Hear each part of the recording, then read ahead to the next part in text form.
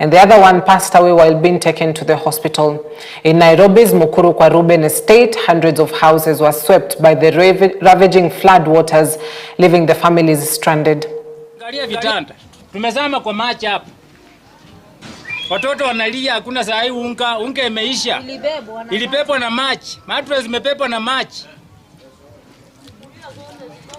Kwa jana mwendo wa saa 1:30 tukiwa tu hapo kwa nyumba, mvua ikaanza kunyesha.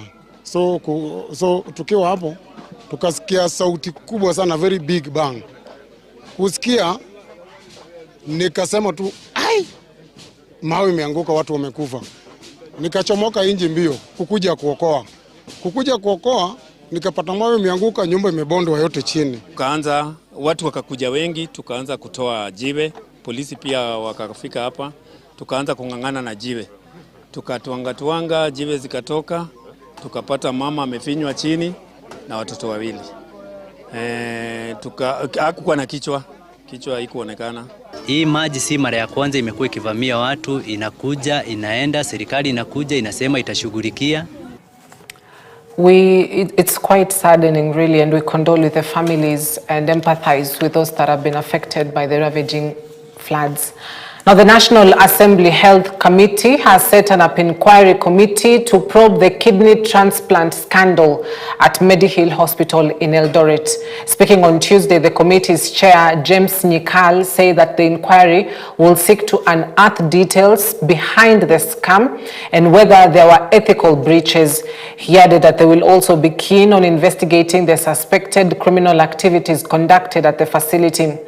The MP Nyikal noted that the committee will submit a report in 80 days, and the hospital is currently under investigation for allegedly harvesting kidneys from poor Kenyans who are reportedly paid 294,000 Kenyan shillings and then selling them to recipients in foreign countries for 3.2 million shillings each. From other sources, but as members of Parliament and the Health Committee of the National Assembly, we are taking up the matter today. And we want to say this is an extremely important issue in the country in regard to the issue of organ transplants, which is an important part of healthcare, and particularly in regulation of organ transplant in general, and particularly kidney transplant.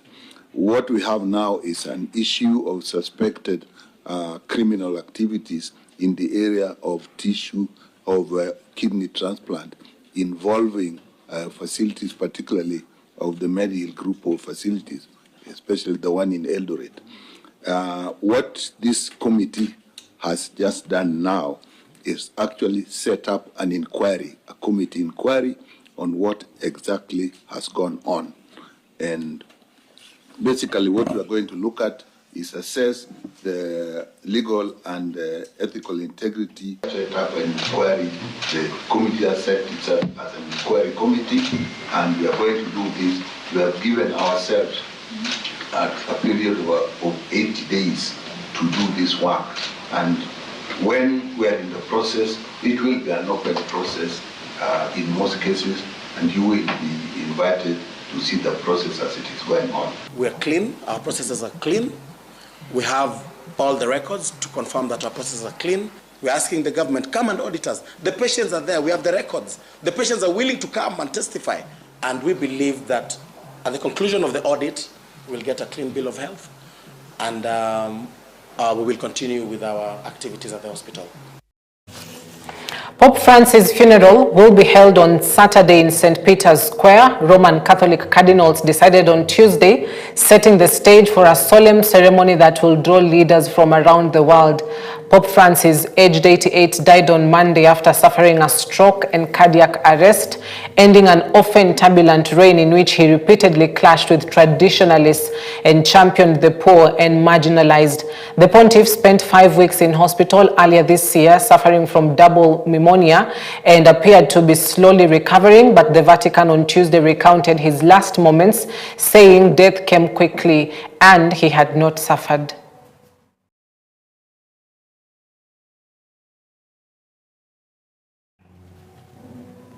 The Parliament of Kenya had a moment to eulogize the late head of Roman Catholic Church, Pope Francis, who passed away on Monday during Easter Monday. Speaker Moses Wetangula led the legislators in mourning the late pontiff, who led over 1 billion parishioners worldwide. Let's listen in. Now ask you to be upstanding.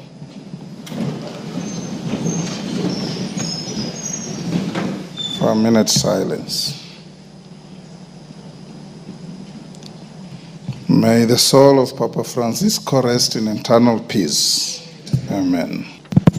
Honorable Speaker, thank you very much. Honorable Speaker, I want to join you and the rest of the Catholic faithfuls and in the globe to mourn the passing on of a great man, a great pontiff, a man who taught the world that building bridges was a better thing in the world. Honorable Speaker, that message of Pope Francis should resonate in the world, and that everybody should pick it, because as we live in this world, we need each other and we need one another to build a more cohesive and beautiful world. Honorable Speaker, you know, we refer to you as Papa wa Roma. And being a Catholic, I think this is a big loss to all of us in the Catholic fraternity. And I want to join you and the rest of the Catholics in Kenya to mourn the passing on of Papa Francis on the Monday last week.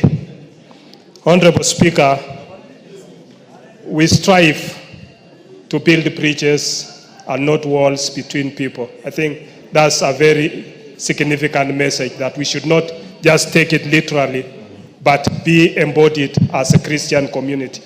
And therefore, may his soul rest in eternal peace.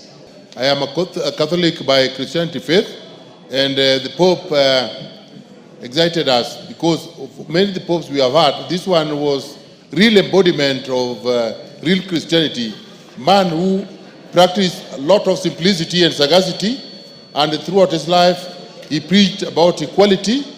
He was very much committed to the position of the downtrodden, and he taught us that it doesn't mean anything to own everything in this earth and throw your soul to hell. May his soul rest in eternal peace. I would like to share my most sincere condolences, also on behalf of all the Catholic faithfuls from Nyamira and the entire Gusii region. Pope Francis will be remembered as a pope who was a people person, a people servant, and a pope who really believed in standing for the downtrodden. We are told that one of his last words when he was passing on, Honorable Speaker, is that the Pope told the health care person who was taking care of him, thank you. And we will always remember him as someone who was ready to intervene in matters that really affected the downtrodden. So once again, on my own behalf and on behalf of the Catholic faithfuls, is to say Pole, and may his soul rest in eternal peace. Thank you.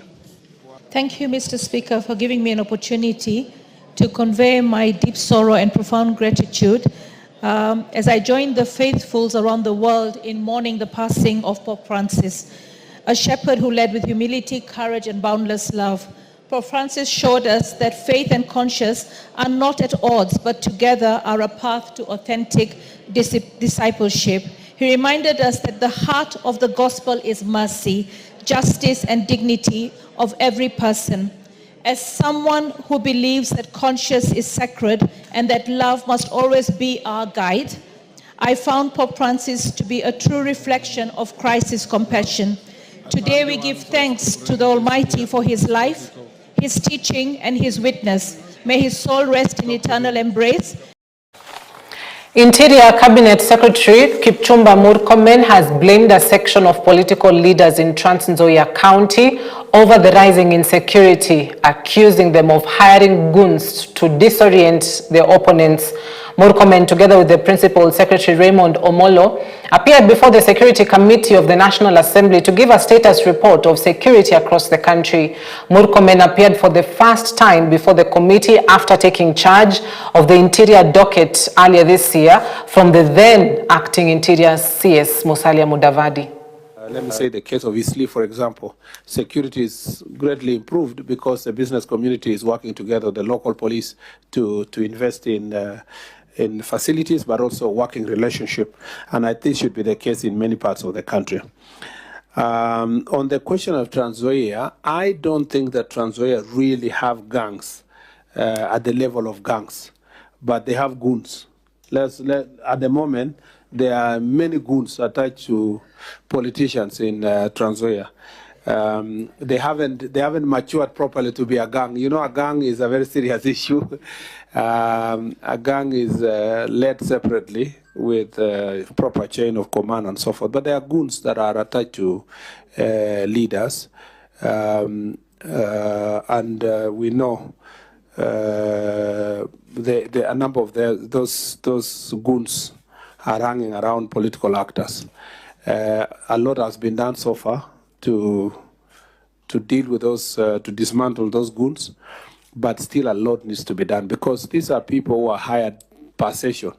So some leader who's going to some village, he doesn't want to go alone. I don't know why you're fearing his own people. You carry goons. They reach a funeral, they start a fight. The funeral is in disarray. The family is run away.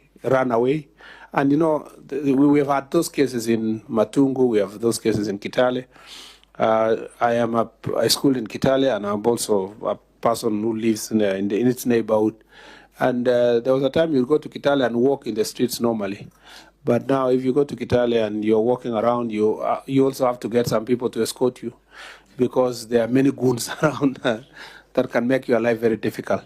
We've been working very hard with the county security team in Trans Nzoia, and I'll be visiting there as part of our county also visits. But a lot has been done to deal with this issue. CS for Cooperatives and Micro, Small and Medium Enterprises, MSMEs, Wycliffe Oparanya, has asked political leaders to tone down their rhetorics on the 2027 agenda, saying the country still has 2.5 years to go. Oparanya says the burden of decision lays in the hands of the voters who will get to vote in or vote out leaders based on their performance within this term. 2027 karibu miaka miwili na nusu. Watu wanaongea mambo ya 2027. Hata ujui pangine utafika huko. Hata leo tukiwa hapa, wale wamesikwa ni wangapi? Ni wengi. Katika Kenya mzima ni wengi. So, wewe kuja kama umepewa nafasi ya kuchakuliwa ukiwa kiongozi kiwango chochote, wewe kuja mbele ya wananchi na waambie yale utawafanyia ukiwa kwa hiyo kiti. Wenyewe wataamua 2027 watapikia nani, kwa sababu hao watu wanawajua. Kama wewe umefanya kazi, wanajua wewe umefanya kazi, watakurudisha kama wewe wanaona ulifanya kazi nzuri. The government is considering decentralizing the issuance of passports at Huduma centers to facilitate a wider reach of Kenyans in need of the document. Public Service, Human Capital Development and Special Program CS Geoffrey Ruku said should the proposal be given a nod, immigration officers will be deployed at some Huduma centers to offer the crucial service. This comes at a time when Kenyans continue to complain of delays and frustrations when accessing the document at the few immigration offices across the country. Ruku said the demand for the document has skyrocketed over the years due to the number of Kenyans who continue to seek jobs abroad, and thus the need to streamline the issuance process. There is an issue to do with the police clearance, that is good conduct.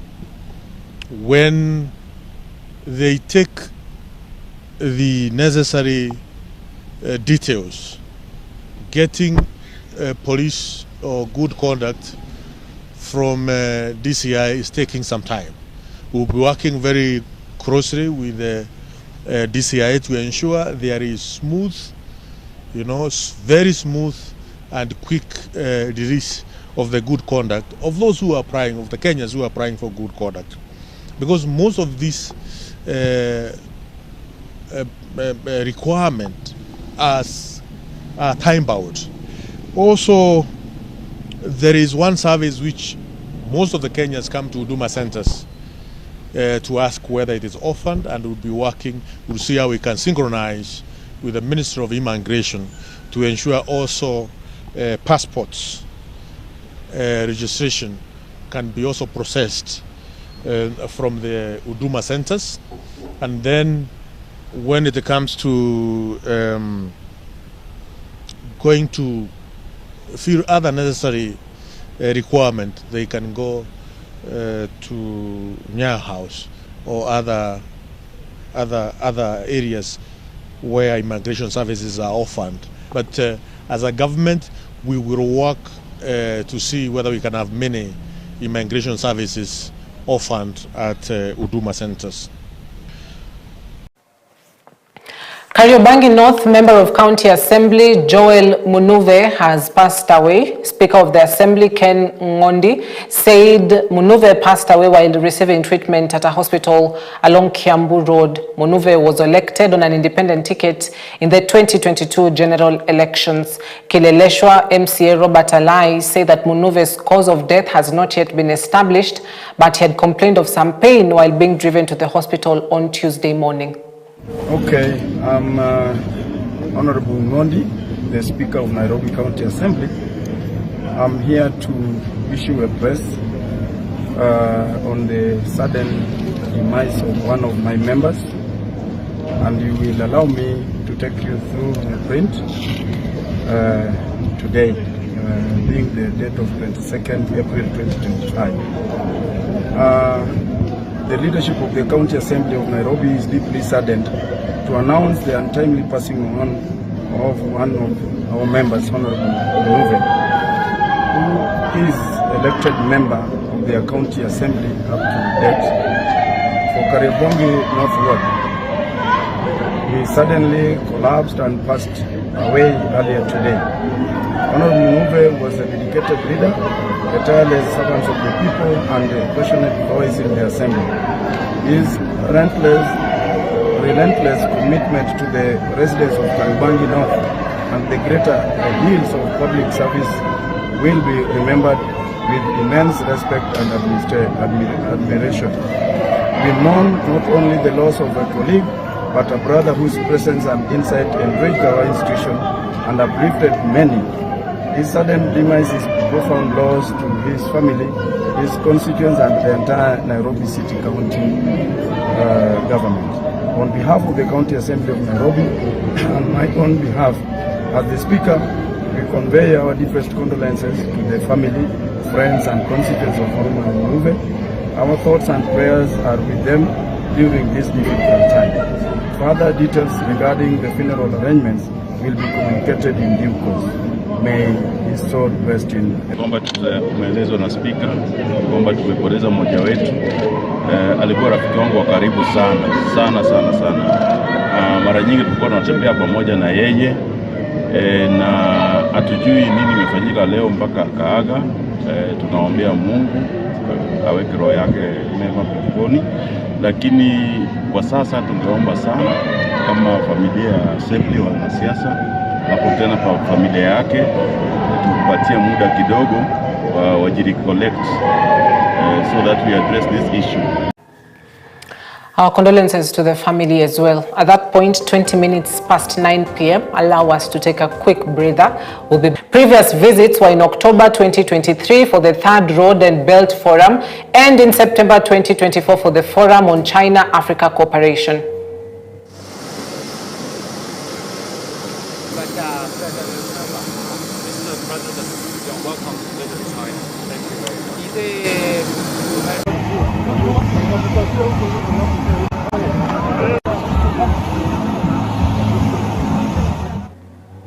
Now, tragedy has yet again struck after a deadly bandit attack claimed the lives of 2 people in the volatile Loberer area along the Marigat-Chemolingot Road. The incident, which occurred on Monday, April 21st, has heightened tensions in the region, with local residents and authorities expressing growing concern over the deteriorating security situation. According to police reports, the victims were part of a convoy of lorries heading to Nginyang Market when it was ambushed. The convoy, which was under police protection due to ongoing threats in the region, was ambushed in broad daylight by armed gunmen suspected to be bandits. They opened fire, targeting the two lorries transporting goods and civilians.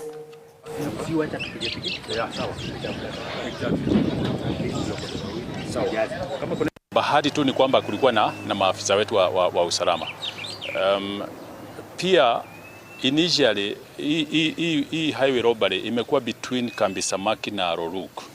But you see now, kwa sababu ya ile mikakati tumeweka pale, ile presence ya askari along that stretch from Kambi Samaki to Roruk imefanya wame drift kuja pande ingine, because this happened between Kambi Samaki and Marigat. So inaonekana pande ile ingine wamewezwa, ndio wameanza kumove this other side. But tumeongeza maafisa wetu wa usalama along that highway. The young man who was killed is a young man I know. He's a good man. He's a man of integrity. He's a good man. His only mistake was to be found driving along the road, and that he was driving a car to an animal market. He had no other crime that he did. He was trying to feed his children like any other person. So we want to ask the government to now concentrate on the highways, because they have changed act. Driver wetu, mandugu zangu, my cousins, ni madereva na wote wamewawa. Wamewawa kila siku. Madereva wale wamekufa, hata wenye wameenda sasa ni wa Mogotio. Imenipatia uzito sana. Hata ndio nimeshindana nikijaribu kufuatana na wao, kwa sababu nawajua wote. Hata dereva wa gari nawajua wote. Ni watu wanakuwa kwa mla. The search of a missing boda rider has ended in tears after his body was found dumped in a thicket. The rider, identified as Kevin Kibichi, went missing on Thursday, April 17th, before he was found murdered 4 days later. The discovery of Kibichi's body came a day after police arrested a prime suspect in Eldoret town while riding the deceased's motorbike. After a thorough interrogation by the police, the suspect confessed to killing the rider and taking his motorcycle. The suspect led the detectives to a scene in Kabartonjo where he had concealed the body in a thicket within a valley. Uchungu sana kwa sisi aswa watu wa bodaboda. Tunawawa mchana na usiku. Sheria ile ilipitishwa siku ile ni kama ifanye kazi. Sisi tunaomba OCS wa Gabarnet Police Station atusaidia tupe askari jiona reinforcement. Hata ukitembea town usiku huwezi ona askari, wale wa patrol wako. So unapata wajamaa boda tu wako hapo. Na kama I don't think kama wanalala ama wanafanya kazi nyingine. But sitaki niongee mbaya kwa sababu ni kama wako maybe hatujakutana na hawa. Ile kitu nataka nisema aswa kwa sheria ya Kenya. Nataka niseme hivi. Naomba President Ruto aangalie, aongee na members of parliament, want reduce if you kill that law inasema if you kill wawe pia. Kusema kweli siku ya leo imekuwa siku ya huzuni. Tulipoamka tulipata ripoti kutoka kwa wenzetu kutoka sehemu ya Pemwai kwamba kuna mwenzetu alipotea kutoka siku ya Alhamisi, ajulikani aliko hadi leo. Bahati mzuri asubuhi tukaamka tukasikia kuna mtu ameshikwa na maaskari, alipatikana na pikipiki akitoroka njia ya Eldoret. Na huyo mtu mwenye ameshikwa amekubali yeye alimuua mmoja wetu ambaye kwamba hiyo pikipiki alikuwa anatumia ilikuwa yake. Baada ya hapo maaskari wakafuata hatua na sheria, wakaenda na yeye mpaka penye alisema kuna mwili. All the way to Mombasa County, where a section of Mijikenda elders has alleged a scheme by a coast politician to have Kenya Ports Authority Board Chair Benjamin Tayari kicked out. The elders argued that Tayari and KPA Managing Director Captain William Ruto should be retained at the port because their working style, shared vision, and business approach has increased businesses and improved the working environment. Led by Patrick Mangale and Daniel Kitsao, the community elders appealed to President William Ruto to retain the pair for the growth of the port business. The elders said KPA has managed to increase business from 35.98 million tons in 2023 to 41 million tons last year. Tunajua wazi ya kwamba wako wanasiasa na kuna mwanasiasa anayemwandamana Benjamin tayari kwamba aondolewe. Sisi tunasema huyo mwanasiasa na aende yeye, lakini sisi hatutaki bandari nini. Benjamin abaki, na tunaomba rais, wewe ndio appointing officer. Hatuwezi kukubali wewe ushirikishwe na wanasiasa ambao hawana chochote wa kuharibu ili ukosane na Wamijikenda. We want to make this request to President William Ruto that you extend the contract of Honorable Benjamin Tayari, because we as the coastal people are satisfied with him. We understand that there is a politician from Kilifi who was once an MP. He was also a minister. He was also a governor. He is now a very senior politician in the government who is pushing and lobbying for his own person to be appointed there. But we ask you, the President, to say no, because we are satisfied with what Honorable Benjamin Tayari and Captain William Ruto are doing together. Kusii mheshimiwa, hao watu wakimaliza muhula wao uwaregeshe, kwa sababu ulikuwako hakuna kontena zaingia, hakuna meli zaingia. Saa hii masaa 24 meli zinaingia, kontena zinaingia, na bonus pia watu wa KPA wanapatiwa. Kwa hivyo sisi tuna imani baada ya wao kumaliza muhula na ukawaongezea, vijana wetu wataingia kazini. Sisi wamama tutafurahi, tutaishi vizuri. Hata wale vijana wanaoita wakora wanavipanga mikononi hatutawaona. Watoto wetu watanyooka. Tena kiongozi wa taifa anapotusikia, tunahitaji viongozi wawili wale uliowatea katika bandari la Mombasa wabaki vile walivyo na waongezwe ule muda walionao. Mimi nachukua fursa hii nikiwa kiongozi wa kaya za Wadigo, kaya Kwale. Naomba tena kiongozi wa taifa, tunahitaji pia ututembelee, kwa sababu tuna mengi tutakaje kukuambia, lakini leo ni muda mdogo. Tunataka kuombea haya viongozi wetu. All right, that is where we wrap our bulletin tonight. Thank you very much for watching. It is just exactly half minutes past the hour mark, and I would love to close it at that point. Our sign language interpreter tonight is Laura Omondi. My name is Cynthia Nanjala, wishing you a blessed night ahead. But most importantly, stay warm, all right?